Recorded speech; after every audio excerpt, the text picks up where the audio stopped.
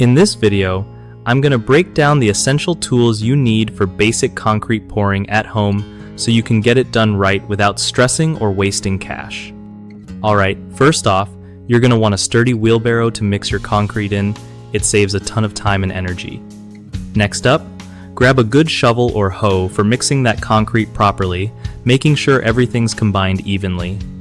You'll definitely need a concrete mixer if you're tackling a bigger job, but for small spots, mixing by hand works just fine. Don't forget a tamper or a hand tamper to compact the concrete and get rid of air pockets. That's key for strong results. A screed board or straight edge is clutch for leveling the surface so it's smooth and flat, which makes a big difference in the finish. Trowels are your best friend for smoothing and finishing the surface once it starts to set. Also, have some rubber gloves and boots ready because concrete is rough on your skin and gear. Finally, keep a hose nearby to spray the surface lightly for curing, which helps your concrete stay strong and avoid cracks. One of the biggest mistakes I see is not prepping the area well enough before pouring. Make sure the ground is firm and clean, or your concrete might settle weird.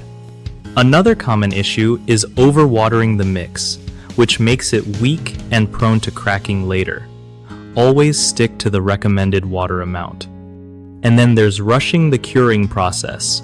Don't skip spraying water or covering the concrete, especially in hot weather, because that messes with the strength big time.